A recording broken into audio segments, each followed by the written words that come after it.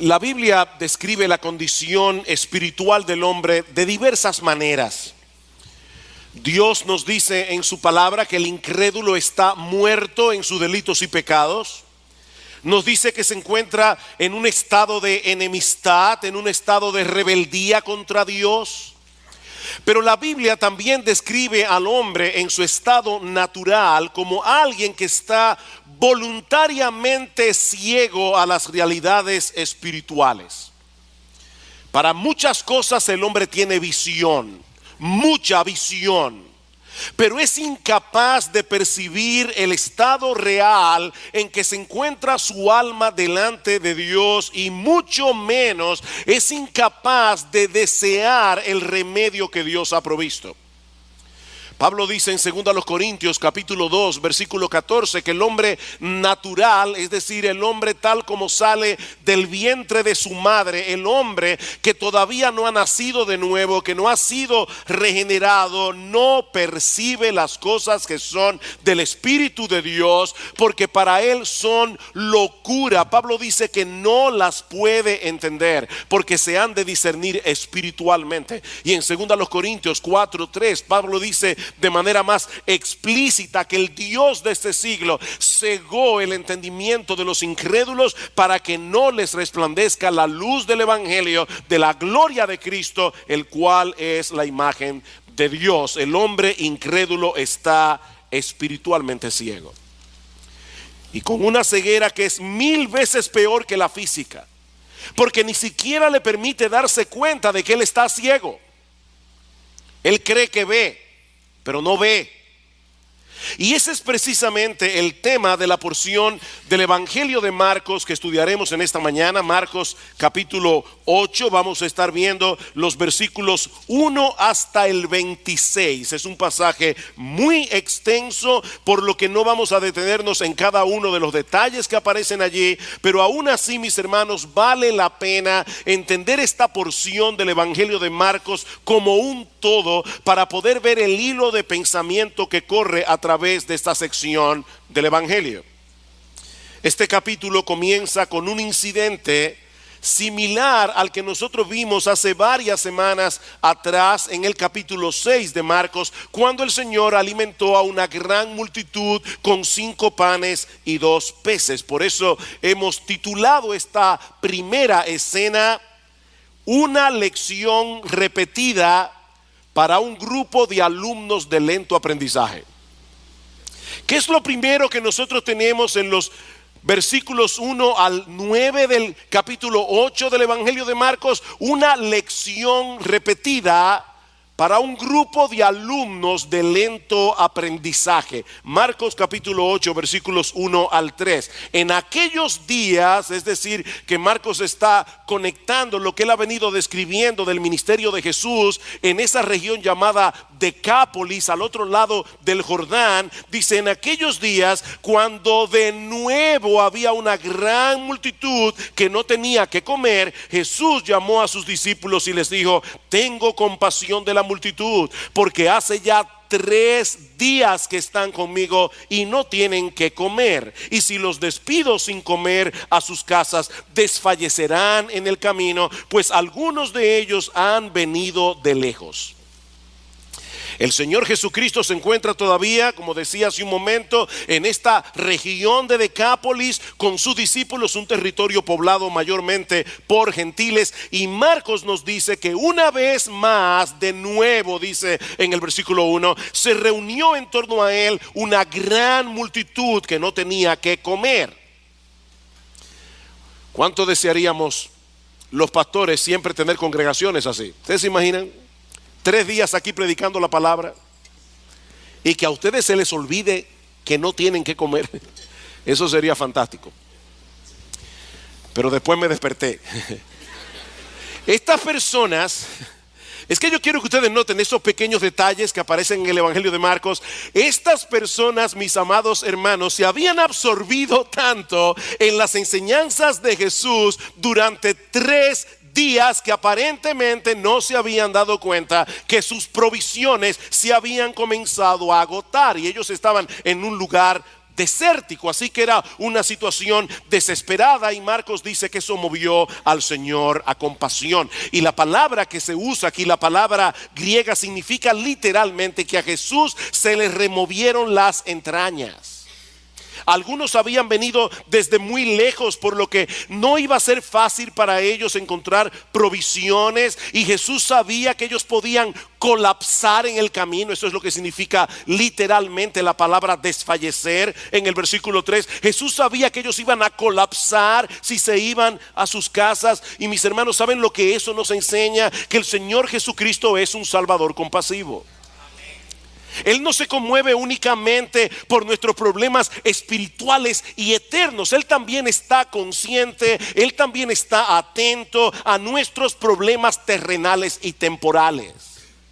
Él no es indiferente al hambre, Él no es indiferente a la enfermedad, y eso lo vemos una y otra vez en los evangelios. Su corazón es movido a misericordia ante todo tipo de necesidad, ante todo tipo de sufrimiento.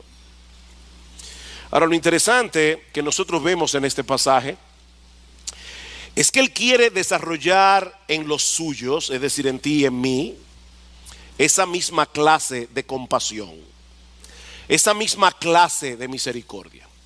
Y es por eso que en el versículo 2 el Señor comparte su inquietud con los discípulos. Le dice: tengo compasión de la multitud. Y de paso es la primera vez y la única vez en los evangelios donde se dice eso del Señor, de la boca del Señor mismo. O sea, los evangelistas dicen que Él tenía compasión, pero ahora es Cristo el que está abriendo su corazón y dice: tengo compasión por esta multitud, porque hace ya 3 días que están conmigo y no tienen que comer. Él comparte esta inquietud con los discípulos. Pero mis hermanos, como sucede muchas veces, donde Jesús ve una oportunidad, nosotros vemos un problema. Y cuando vemos el problema, perdemos la oportunidad. ¿Cómo reaccionaron los discípulos? Versículo 4. Sus discípulos les respondieron: ¿y dónde podría alguien encontrar lo suficiente para saciar de pan a estos que están aquí en el desierto? De verdad que hay momentos que uno está leyendo los evangelios y uno saca exclamaciones. Yo no sé tú, pero a veces yo digo: ¿what? Déjame hacerte una pregunta. Si tú hubieras estado allí en ese momento, ¿cuál habría sido tu respuesta a los discípulos? Imagínate, ¿te acuerdas la serie El túnel del tiempo? Algunos se acordarán. Bueno, imagínate que tú puedes tomar el túnel del tiempo y llegar a ese momento particular con el conocimiento que tú tienes ahora de los evangelios, y más particularmente con el conocimiento que tienes del evangelio de Marcos, y escuchas a los discípulos hacerle esta pregunta a Jesús: ¿de dónde vamos a sacar comida para que coman todos estos? ¿Qué tú les habrías respondido? Bueno, yo no sé tú, pero probablemente yo les hubiera dicho: ¿cómo que de dónde? De ese Señor de gloria que puede multiplicar unos cuantos panes y unos cuantos peces y convertirlos en un banquete. Jesús puede hacer eso. Bien, esa es la respuesta correcta. Pero ¿saben qué, mis amados hermanos? Yo me temo que de haber estado allí, lo más probable es que tú y yo habríamos reaccionado exactamente como ellos lo hicieron. Exactamente. Tenemos un serio problema, tú y yo tenemos un serio problema para aplicar lo que conocemos del Señor. Cuando estamos en un momento difícil, cuando estamos en medio de la prueba, cuando estamos en medio del dolor, se nos olvidan los principios bíblicos, se nos olvida la teología. Pero ya hablaremos de eso dentro de un momento. Ahora, lo sorprendente de esta historia, mis hermanos, es que el Señor no desecha a sus discípulos por causa de su torpeza, y eso es una buena noticia, sino que con toda paciencia les repite la misma lección que le había dado en el capítulo 6, versículo 5. Y Él les preguntó: ¿cuántos panes tenéis? Y ellos respondieron: 7. Entonces mandó a la multitud que se recostara en el suelo, y tomando los 7 panes, después de dar gracias, los partió y los iba dando a sus discípulos para que los pusieran delante de la gente, y ellos los sirvieron a la multitud. También tenían unos pocos pececillos, aparentemente sardinas, y después de bendecirlos mandó que estos también los sirvieran.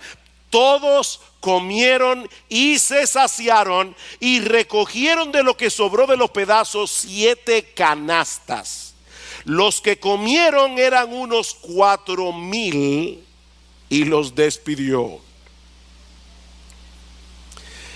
Marcos no nos dice cómo fue que operó el poder de Jesús para hacer este milagro, y eso es algo que siempre me lo he preguntado. ¿Sería que al partir el pan crecía el otro pedazo? ¿O sería que en la canasta donde estaban los 7 panes y los pocos pececillos comenzaron a aparecer de la nada panes y peces? Nosotros no lo sabemos. Y ¿saben qué, mis amados hermanos? No tiene la menor importancia, porque sea de un modo o de otro, el punto es que el Señor alimentó milagrosamente a un montón de personas con 7 panes y unos pocos pececillos. Es el mismo que en el principio creó de la nada con el poder de su palabra los cielos y la tierra. Él estaba allí ese día, encarnado en persona, y sigue siendo el mismo en el día de hoy. Un Salvador compasivo y todopoderoso. Marcos dice en el versículo 9 que eran 4,000 personas, y Mateo, en el pasaje paralelo en Mateo 15:38, dice que ese cálculo fue sin contar las mujeres y los niños. ¿Cuántas personas habían allí? Probablemente más de 15,000. Y aún así sobraron 7 canastas llenas de comida.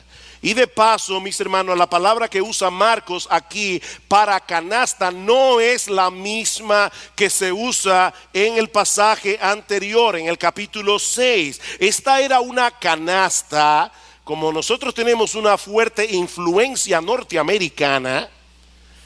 Creo que ustedes van a entender esto. Es un hamper, eso es lo que significa la palabra griega. Es una canasta lo suficientemente grande para que quepa un hombre entero dentro de ella. Es la misma palabra que aparece en Hechos capítulo 9 versículo 25, cuando dice Lucas, que Pablo tuvo que ser descolgado del muro de Damasco en una canasta.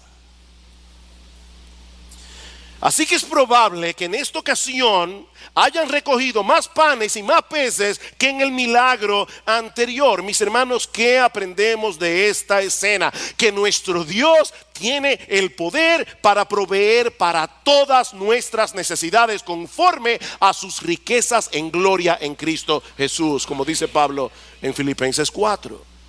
Él es un Dios confiable, Él es un Dios poderoso, Él es un Dios compasivo. Nosotros podemos echar nuestras cargas, podemos echar nuestras ansiedades sobre Él, porque Él tiene cuidado de nosotros, como dice el apóstol Pedro. Lamentablemente e increíblemente, hay muchos que no quieren a ese Salvador reinando en sus vidas. Y por eso cierran sus ojos a toda evidencia, como vemos en la siguiente escena del pasaje, que yo he titulado Palabras de juicio para un grupo de ciegos que no quiere ver.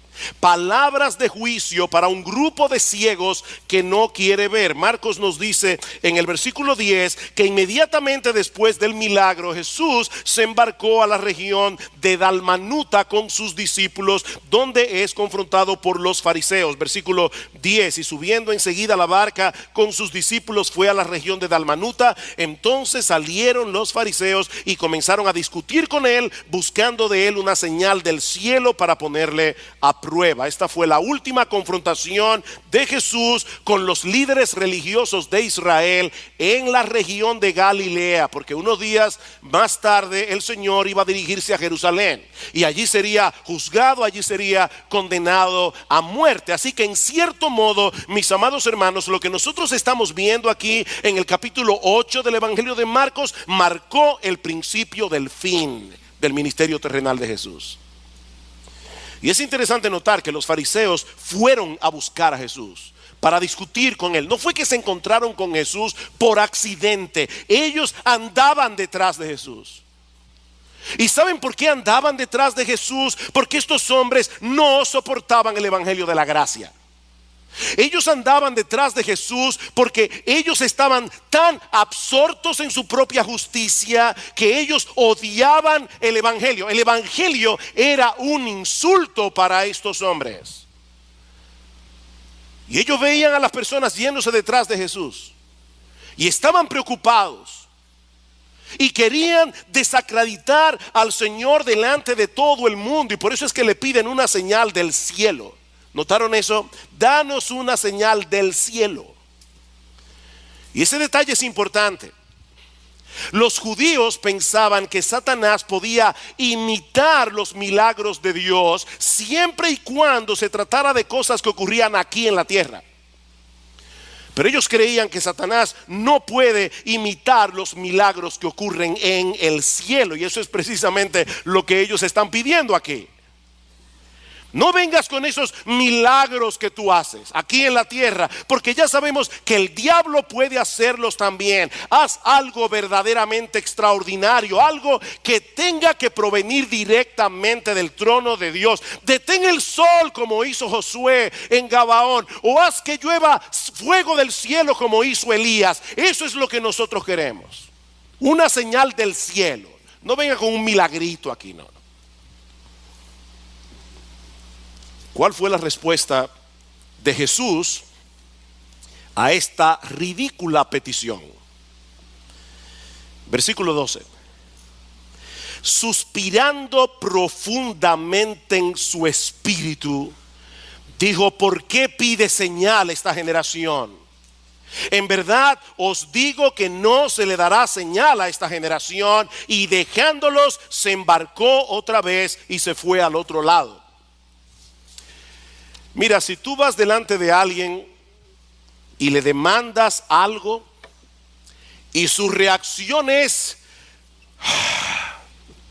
un profundo suspiro, déjame decirte algo, puedes estar seguro que lo que sigue no será nada bueno.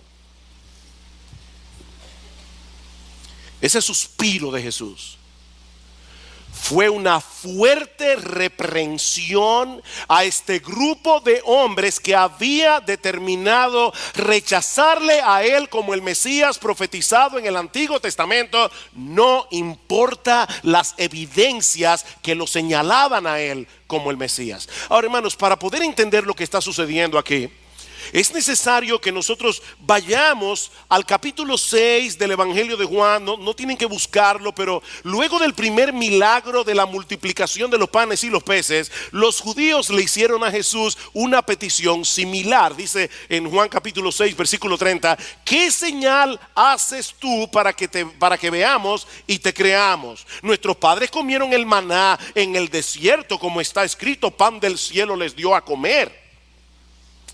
Y Jesús les dijo: de cierto, de cierto os digo, no os dio Moisés el pan del cielo, mas mi Padre os da el verdadero pan del cielo, porque el pan de Dios es aquel que descendió del cielo y da vida al mundo.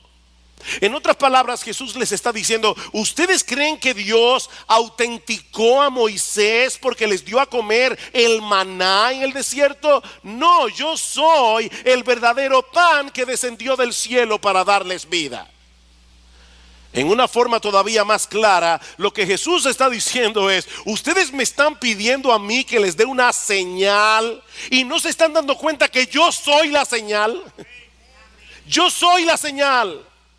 Si ustedes no creen a pesar de lo que han visto en mí, no van a creer de ningún modo, porque no existe una señal más convincente que yo. Yo soy la señal.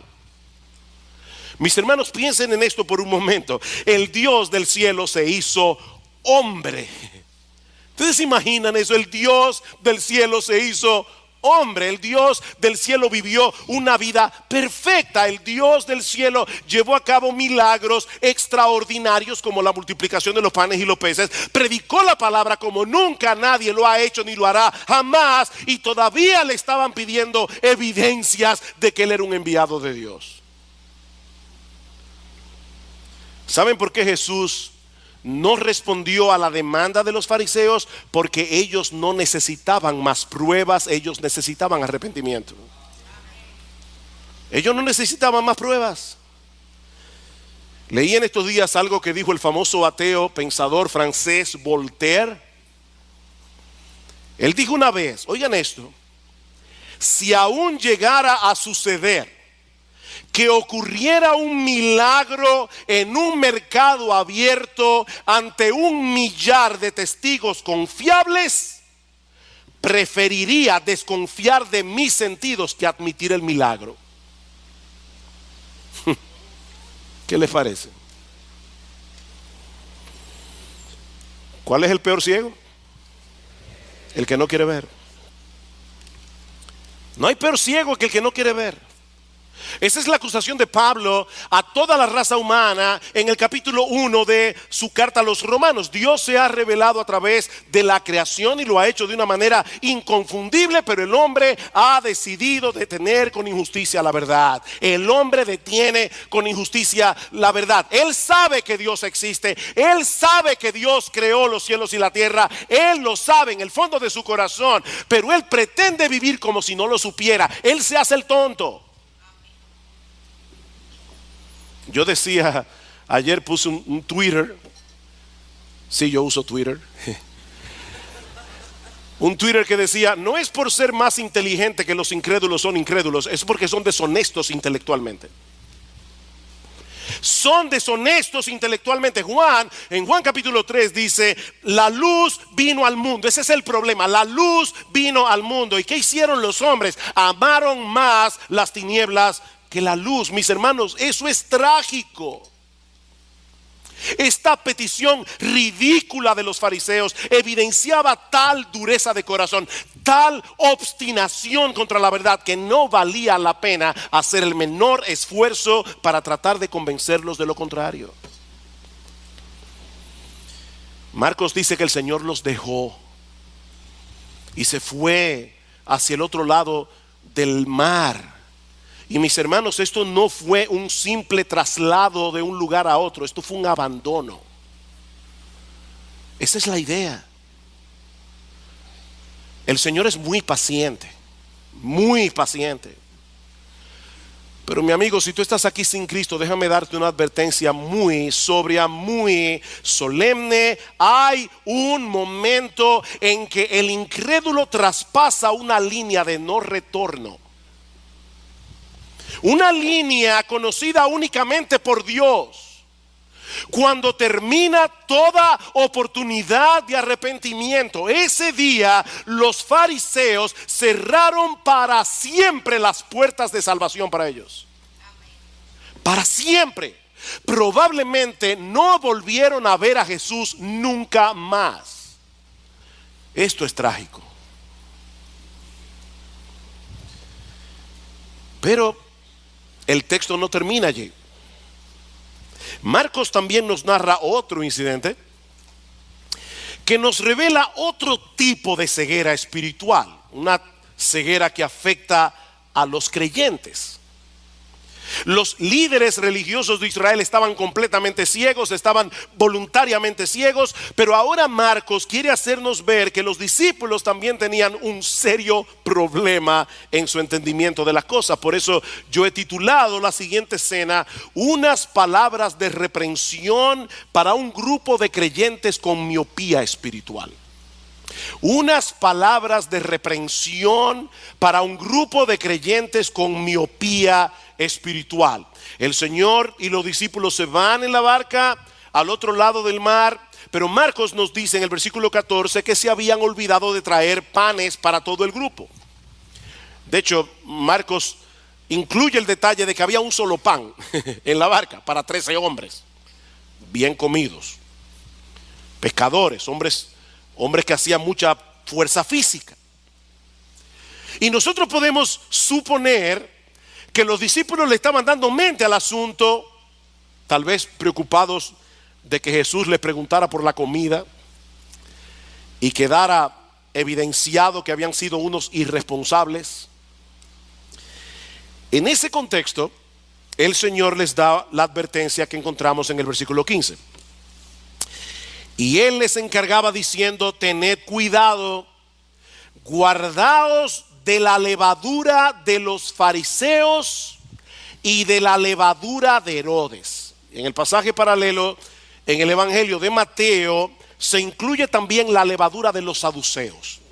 Así que si tomamos los dos pasajes, Jesús les dijo: tengan cuidado con la levadura de los fariseos, con la levadura de los saduceos y con la levadura de los herodianos. Estos eran los tres grupos de influencia en la sociedad judía de aquel tiempo. Los fariseos eran los legalistas, aquellos que se querían salvar a través de su obediencia, aquellos que creían ganarse el favor de Dios a través de rituales, a través de su obediencia a los 10 mandamientos. Luego estaban los saduceos. Los saduceos eran los teólogos liberales de aquellos días, aquellos que no aceptaban la inspiración total del Antiguo Testamento. Y luego estaban los herodianos. Los herodianos fácilmente se hubieran postulado en las elecciones de República Dominicana y habrían ganado muchos votos. Eran los secularistas de la época.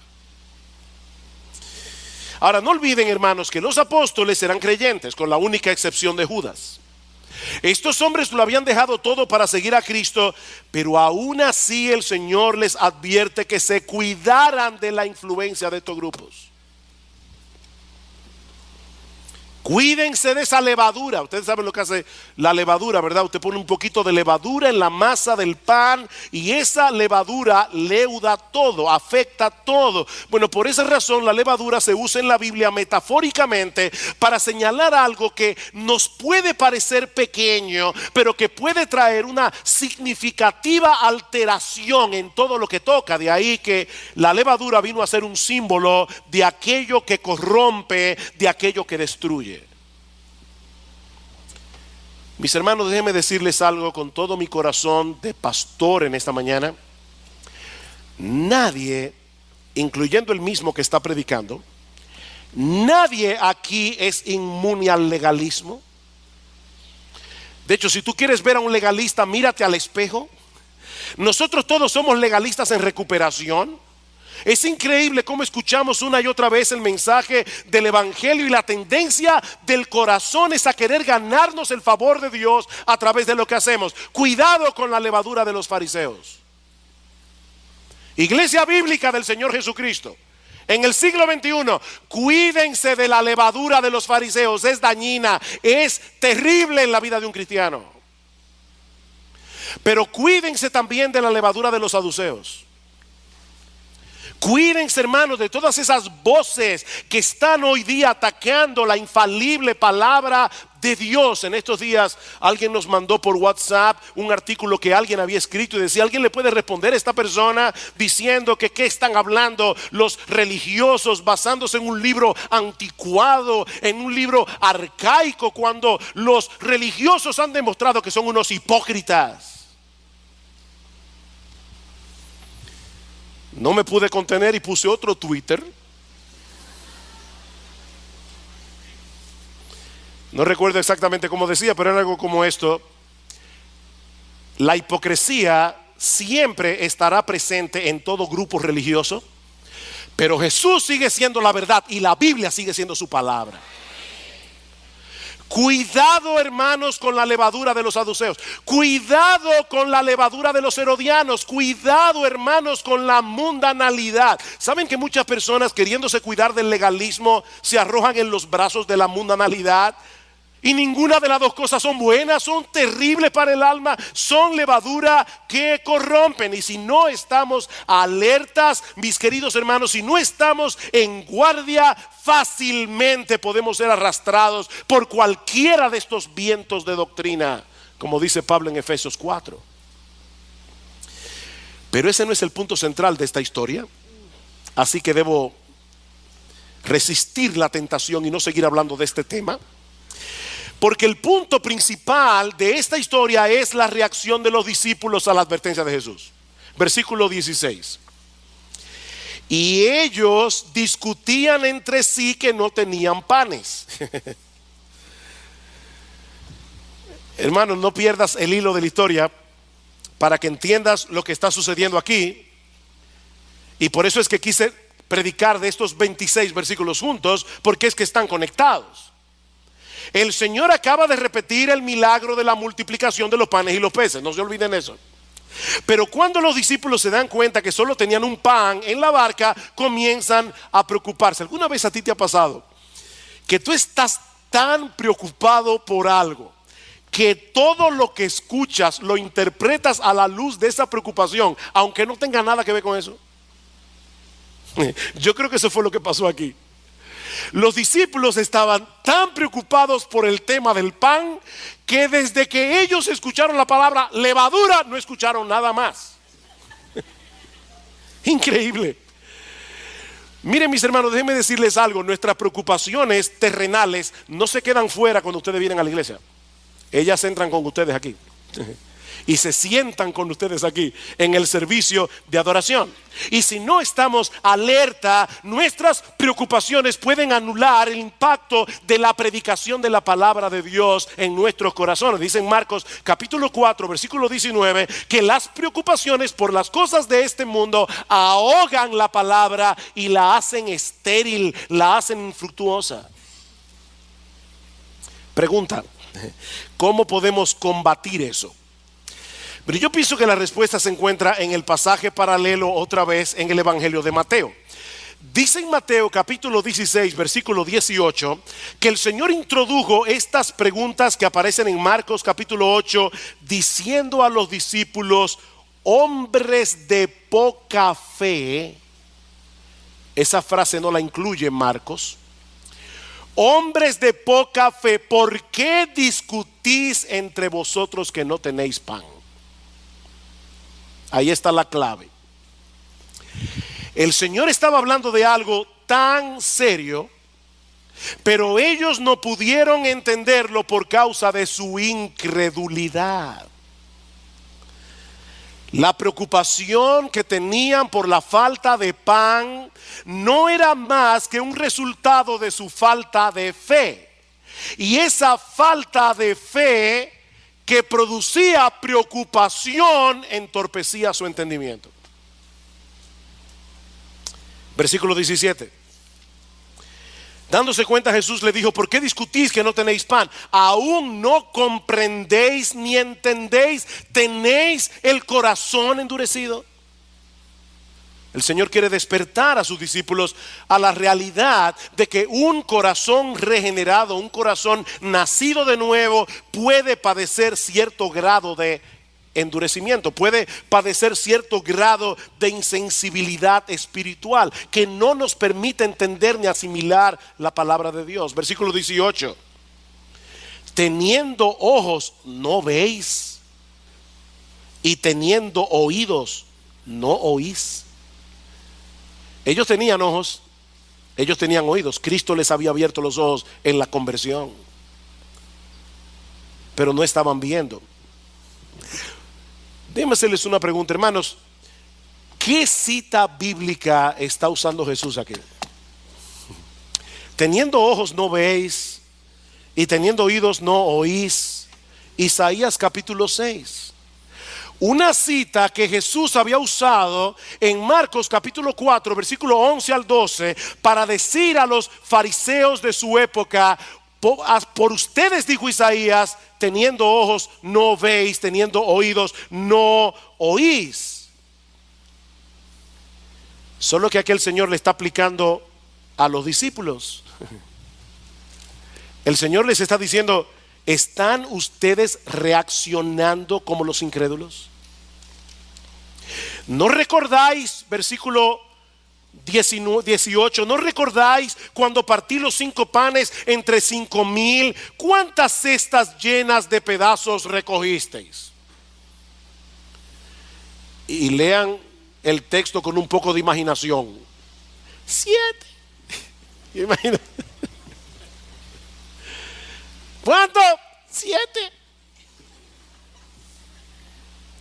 Y cuando partí los 7 panes entre los 4,000, ¿cuántas canastas llenas de pedazos recogiste? Ellos dijeron, en la primera fueron 12, ahora fueron 7.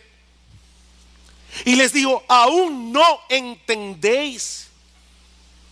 Mis hermanos, cuidado con ser excesivamente duros con los discípulos sin reconocer al mismo tiempo que muchas veces nosotros somos como ellos. Nos resulta tan difícil conectar los puntos. Olvidamos tan fácilmente. Yo estoy seguro que todos ustedes aquí, si son creyentes de años, de cierto tiempo en la fe, seguro que pueden recordar momentos en su vida pasada en los que pasaron por situaciones bien difíciles y en los que Dios de muchas maneras manifestó su fidelidad. Seguro. Yo estoy de eso. Pero entonces viene otro problema. Y olvidamos por completo lo que Él hizo por nosotros en aquella ocasión.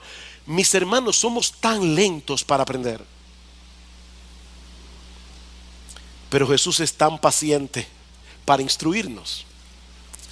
Y me encanta cómo concluye este relato en el Evangelio de Mateo. Dice en Mateo capítulo 16, versículo 12: entonces entendieron que no les había dicho que se guardaran de la levadura del pan, sino de la doctrina de los fariseos y de los saduceos. Finalmente entendieron algo. Porque su ceguera era parcial, era temporal, no como la de los fariseos. Por eso hay un pequeño detallito en el versículo 17 y en el versículo 21, un adverbio que no debemos pasar por alto. Aún no comprendéis. Versículo 21, y les dijo: aún no entendéis, todavía no entendéis. Ese todavía nos da esperanza. Todavía no entendéis. El Señor no se cansa. Mis hermanos, aquellos que tienen luz de la palabra de Dios deben anhelar con todo su corazón tener más luz. Deben orar fervientemente. Ustedes recuerdan esa oración de Pablo en Efesios capítulo 1 versículo 18, luego que Pablo ha dicho: bendito el Dios y Padre de nuestro Señor Jesucristo, que nos bendijo con toda bendición espiritual en los lugares celestiales en Cristo, según nos escogió en Él desde antes de la fundación del mundo, para ser santos y sin mancha delante de Él en amor, habiéndonos predestinado para ser adoptados hijos suyos a través de nuestro Señor Jesucristo. Y va detallando bendición tras bendición tras bendición. Pero cuando llegamos a la mitad del capítulo 1, ¿qué hace Pablo? Orar por los efesios y pedir que el entendimiento de ellos sea abierto, que el entendimiento de ellos sea iluminado, para que nosotros podamos tener una mejor comprensión de todas las bendiciones que Dios ha derramado sobre nosotros. Debemos orar que el Señor abra nuestro entendimiento. Debemos leer las Escrituras. Hermanos, esto es un tesoro. Como decía Salvador en la escuela dominical, esta es la palabra de Dios. Debemos leer, debemos comernos este libro, debemos empaparnos de este libro, debemos conocer las Escrituras. Debemos leer buenos libros que nos ayuden a entenderla mejor. Debemos escuchar la predicación de la palabra con suma atención, en dependencia del Espíritu de Dios, para que la luz de la verdad de Dios despeje las tinieblas que todavía tenemos en el corazón. No te quedes donde estás. No te quedes allí. Necesitas seguir profundizando en tu entendimiento de Dios. Necesitas seguir entendiendo el Evangelio. Necesitas seguir entendiendo cuál es la voluntad de Dios para ti. Pablo ora por los colosenses en Colosenses capítulo 1 versículo 9 al 10, para que crezcáis en el conocimiento, en el entendimiento de su voluntad. No te quedes donde estás. Sobre todo porque tú no estás solo en ese camino. Y eso nos lleva a la última escena de este pasaje, que yo he titulado un milagro esperanzador. Marcos 8, 22. Llegaron a Betsaida y le trajeron un ciego y le rogaron que lo tocara. Tomando de la mano al ciego. Qué tierno, hermanos. Imagínense esa escena. Al Señor Jesús tomando la mano de este hombre y llevándolo lejos de la multitud, dice, tomando de la mano al ciego, lo sacó fuera de la aldea. Y después de escupir en sus ojos y de poner las manos sobre él, le preguntó, ¿ves algo? Y levantando la vista dijo, veo a los hombres, pero los veo como árboles que caminan. Entonces Jesús puso otra vez las manos sobre sus ojos y él miró fijamente y fue restaurado y lo veía todo con claridad. Y lo envió a su casa diciendo, ni aún en la aldea entres. Yo no creo que haya sido por casualidad que Marcos incluyera este milagro precisamente en este punto de la historia. Recuerden lo que decíamos cuando empezamos esta serie: los evangelios son biografías teológicas. Ellos no están narrando cronológicamente la vida de Jesús. Ellos están tomando lo que ellos quieren tomar para darnos una enseñanza. Y es importante entender eso porque la narración de este milagro es exclusiva de Marcos. No aparece en ningún otro de los evangelios. Así que Marcos lo mencionó por una razón, en ese punto. De hecho, este es el único milagro registrado en los evangelios hecho por Jesús en dos etapas. Todos los milagros del Señor fueron instantáneos. Jesús le dijo a Lázaro en la tumba, Lázaro, ven fuera. Y de inmediato salió de la tumba y no medio vivo. Salió completamente vivo. Instantáneamente. El Señor calmó el mar en tempestad de una sola vez. Cada milagro fue así, excepto la sanidad de este ciego en Betsaida. ¿Por qué el Señor sanó a este hombre en dos etapas? Bueno, antes de responder esa pregunta, veamos brevemente el milagro. Brevemente, unas personas se acercan a Jesús trayendo a un ciego, les ruegan que lo sane. El Señor, ya vimos, lo toma de la mano, lo saca fuera de la aldea, probablemente para no hacer de esta sanidad un espectáculo. Jesús quería tratar con este hombre de una manera muy personal. Y una vez se aleja de la multitud, el Señor hace algo bien extraño. Niños, este fue Jesús, no hagan eso con otros. Como dicen a veces los anuncios de cosas peligrosas, no intenten hacer esto en casa. ¿Qué hizo el Señor? Escupió los ojos del ciego. De hecho, ya nosotros habíamos visto que el Señor había hecho algo similar en Marcos capítulo 7 cuando sanó a un tartamudo. Probablemente, recuerden, este hombre está ciego. El Señor quería que él percibiera de una forma tangible, algo va a pasar con mis ojos. Así que el Señor escupe los ojos del ciego y lo toca con su mano. Y así el ciego puede depositar su fe en él. Algo va a pasar. Jesús le pregunta, ¿tú ves algo? Y él dice, veo los hombres, pero como árboles que caminan. En otras palabras, él había comenzado a ver, pero todavía su visión era borrosa, la sanidad era incompleta. Así que el Señor pone las manos sobre sus ojos una vez más. Y me encanta, dice que su visión fue restaurada y que lo veía todo con claridad. Esa palabra que se traduce como claridad es una palabra compuesta del griego que significa ver de lejos con toda nitidez. 20. La saliva de Jesús fue un láser y sanó a este individuo.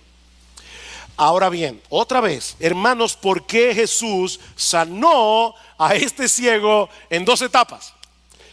Bueno, muchos comentaristas, y yo estoy completamente de acuerdo, entienden que Cristo quería hacerle ver a los discípulos en una forma gráfica el problema de visión que ellos tenían. Ellos necesitaban seguir avanzando en su proceso de entendimiento. Recuerden la pregunta del versículo 17, ¿es que aún no comprendéis ni entendéis? Versículo 18, teniendo ojos no veis. La visión de los apóstoles era como la de este hombre al principio. Ellos habían recibido visión espiritual cuando se convirtieron al Señor, pero todavía era borrosa. Ellos veían las realidades espirituales como árboles que caminan.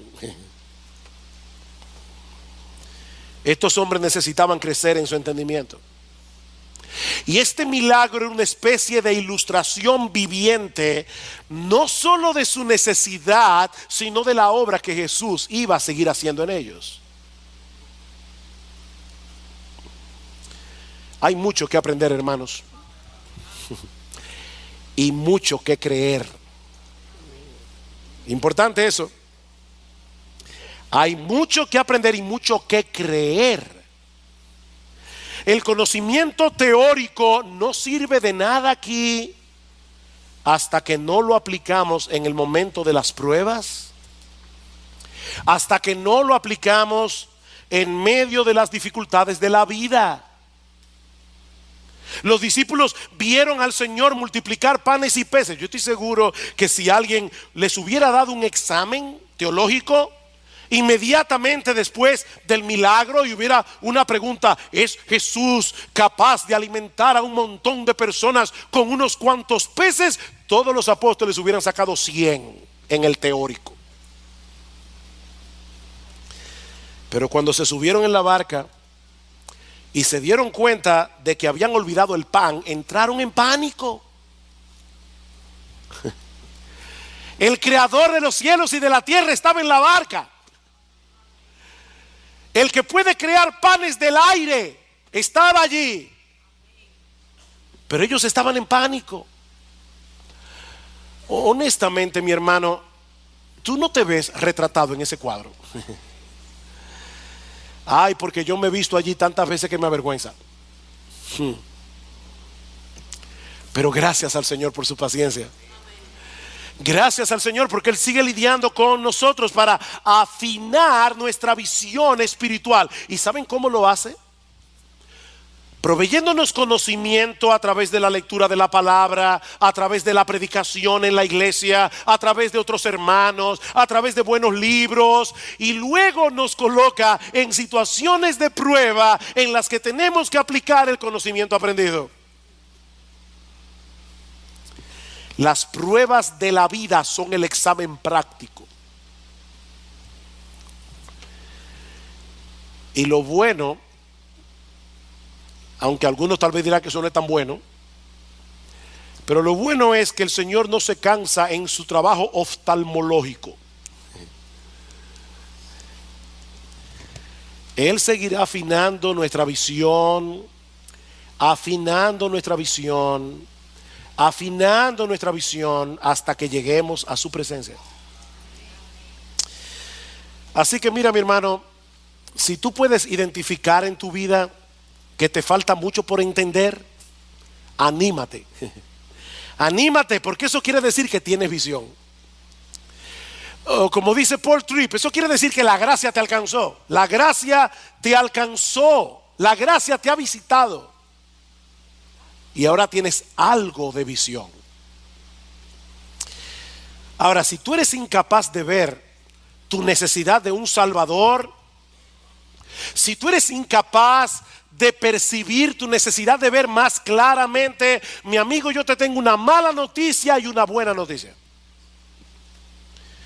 La mala es que estás ciego. Tú estás ciego. Estás tan ciego que ni siquiera te das cuenta de que estás ciego. Estás tan ciego que tú no puedes ver que no puedes ver.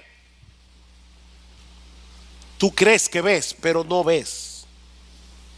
Esa es la mala noticia.